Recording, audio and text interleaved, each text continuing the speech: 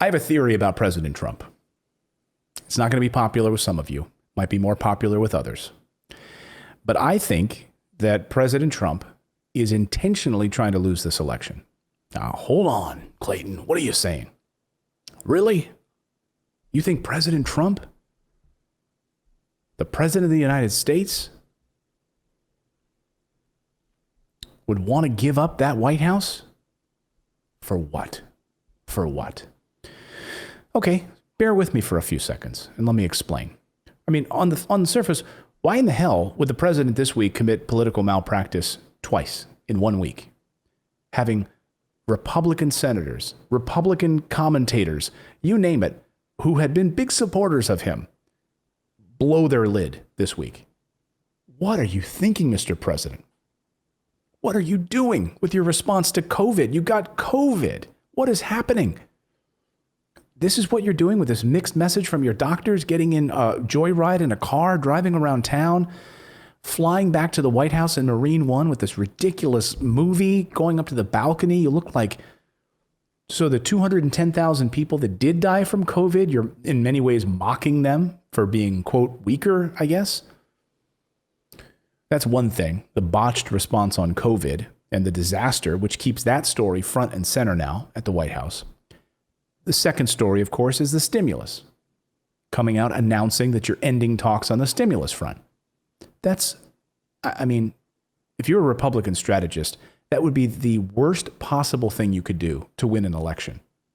You're down in the polls significantly in Florida, Pennsylvania, Michigan, Arizona, nationwide, 16 points in a CNN poll. The writing is on the wall.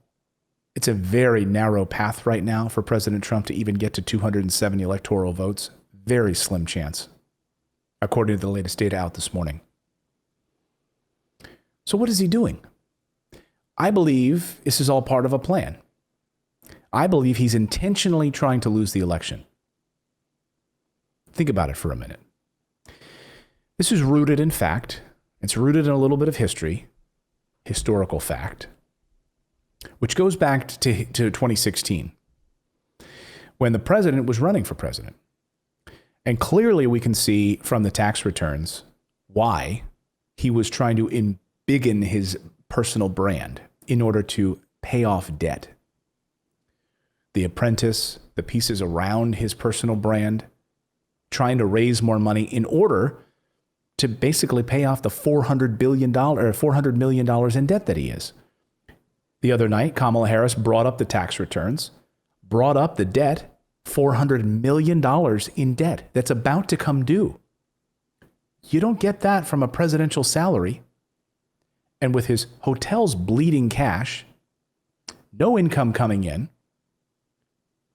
a failed businessman by all accounts, and owes millions to who knows who, there's something going on here. Listen to Kamala Harris take on the tax question. Donald Trump paid $750 in taxes. When I first heard about it, I literally said, you mean $750,000? And it was like, no, $750. We now know Donald Trump owes and is in debt for $400 million. And just so everyone is clear, when we say in debt, it means you owe money. You owe money. You owe money to other people. A lot of money. And she went on about it. She said, wouldn't it be interesting to find out who those people are? To somebody. And it'd be really good to know who the President of the United States, the Commander-in-Chief, owes money to, because the American people have a right to know what is influencing the president's decisions. And is he making those decisions on the best interest of the American people, of you, or self-interest? So, Susan, I'm glad you asked about transparency, because she goes on to talk about Joe's transparency on taxes. But she brings up a great point. Who does he owe this $400 million to? To keep his hotels floating along that are bleeding capital.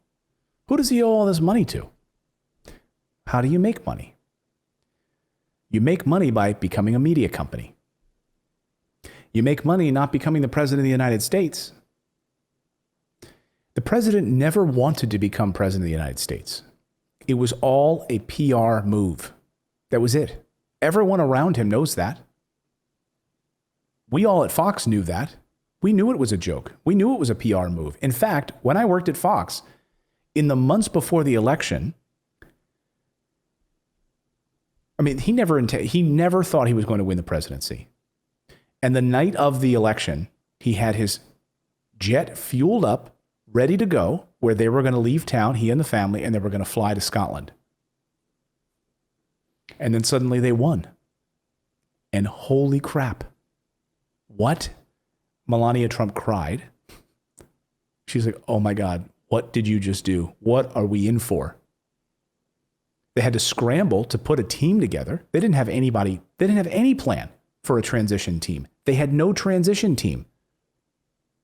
They didn't intend to become president of the United States. It's clear. It was a brand, it was a PR move. So then he becomes president of the United States unintentionally. But in the few months before all of this was happening, in the halls of Fox, there was like a gas leak that was floating through. And what was happening is that there was rumors that turned into actual interviews, actual discussions, actual meetings about coming to work for a potential Trump television network. Trump was going to basically create his own media antithesis to in some ways, to Fox. He was going to create a network around the messaging that he had put out and was getting him so far in the polls, getting him so far in the primaries. Wanted to build basically a media operation. And there were anchors that were coming up to me saying, have you heard? Have you had any meetings yet? Asking me if I had had any meetings with Team Trump about a potential anchor job or media job with this new television network that was being discussed. Now, I don't know how deeply they went into this. I don't know how big it became. I have no idea. But I know that these things were happening. And I know that there were discussions all through the halls of Fox about this. And there were people saying, you know, might this guy go? Meaning one of our big anchors, you know, primetime news anchor, there's talks he might go. If it existed, is there any question in your mind whether or not Bill O'Reilly would be there right now after being ousted from Fox? Would he not be a part of the Trump TV network right now? President Trump loves the media. He loves being a part of that. And it's an enormous moneymaker. It's an enormous moneymaker to own a television network. So I think the groundwork has already started being laid this year for a post-Trump presidency with a Trump television network. How do I know that? Look at the millions of people they already have following their already built network on YouTube. I know it's subtle, and they're doing it kind of quietly. They haven't been calling much attention to it, but just look at their YouTube channel right now. This is the Trump Television Network. Donald J. Trump, 1.3 million subscribers. And then, of course, here is Trump TV with the big T, right? This is Trump TV. Team Trump.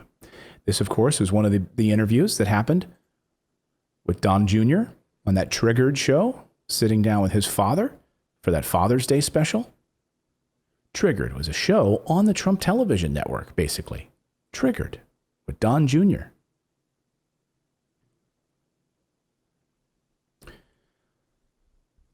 So let's play this out a little bit more. What is he? He has $400 million in debt that's about to come due. Enormous legal bills that he's facing. Enormous legal bills that he's facing. From corruption at the Trump organization, et cetera. Under investigation still in the state of New York and others for the Trump organization. Fraud, perhaps tax fraud, et cetera. And imagine this. All the signs are there that Trump is going to lose in a landslide right now, looking at the latest polling. And Trump, in order to become and remain relevant in the national discussion, starts his own television network post-presidency. In fact, look for it to even start after he loses the election.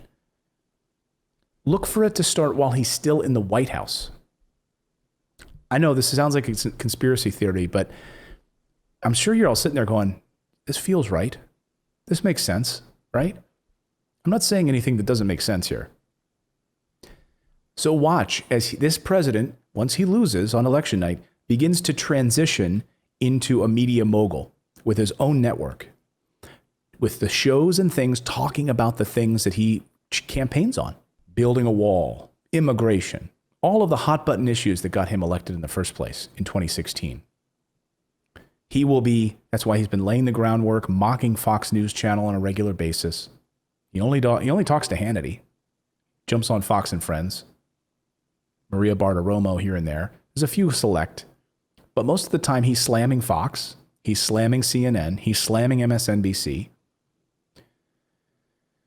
He loses the presidency, and then he's relevant with his own answer to a Biden presidency. He gets to be out on Twitter. He gets to have his own television network that is an answer to Biden. He gets to take on Fox News. He gets to be the next Roger Ailes. He gets to be the next Rupert Murdoch. Instead of trying to make money off of golf courses that are bleeding capital and hotels that are bleeding capital, and he owes $400 million. If he wins, he can't do any of that. If he wins, he can't earn that kind of money. How's he going to pay these bills? He's going to have to start selling off hotels. He's going to start having to figure out a way. He wants 4 more years of this? No way. I'm telling you, Trump TV is becoming it's going to become a reality. He will put his own name on it. It already exists. Just look at it. It's right here in front of our faces. It's Trump TV already. They're going to interview Drew Brees. And he's going to run the network. He wants to do his own show. That's been reported. He wants to have his own broadcast, his own show. He will do his own television show where it'll just be him talking or have big guests on. I don't know. Or maybe not. Maybe he'll just pop in as a guest on his own network, and oversee it like Roger Ailes did on Fox. I wouldn't be saying this if it wasn't happening prior to the first election. And when you had anchors actively being pursued, producers actually being talked to, and discussions happening inside the halls of that channel. I watched it happen. So I just think there have been crazier things. I don't know that you can write any of this off as crazy. Tell me I'm wrong. I would love to hear your thoughts on this in the chat below. Drop me a comment. But I think if the president is intentionally trying to throw in the towel here, it's an opportunity for him to be the antithesis. He loses the election. He can say it was fraudulent. He can have his own television network where he beats that drum. He can talk about Nancy Pelosi being crazy on a regular basis. He can say how the Democrats stole this thing. He has his own television network. He can drive the narrative. He can drive enormous viewership and make millions and millions of dollars by people signing up. I mean, think about all the Trump supporters that are willing to go out and get COVID at one of his events. Do you not also think they'd pay $9.99 a month for a subscription to Trump TV? Of course they will. He'll put out an app on the Apple TV. You'll subscribe to Trump TV. If the NRA can do their own television channel and make money with subscribers, Trump can. All right, we have the tape. I'm putting it out there. If Trump loses, he's not going off quietly into the night. He will start his own television channel and media company. Mark my words. Tell me I'm wrong. Drop me a note below. Subscribe to the channel. Please be a subscriber of our channel. I really appreciate it. Thank you for your support. By the way, we have our morning newsletter. If you're not already a subscriber, please, it's totally free. I won't charge you anything for it. You can read it in about 5 minutes. You'll get the latest news every morning delivered to your inbox, so you can see the latest business news that we're covering on the stimulus front, the economy, 401ks, how this affects your family. So subscribe at morninginvest.com. It's totally free to do.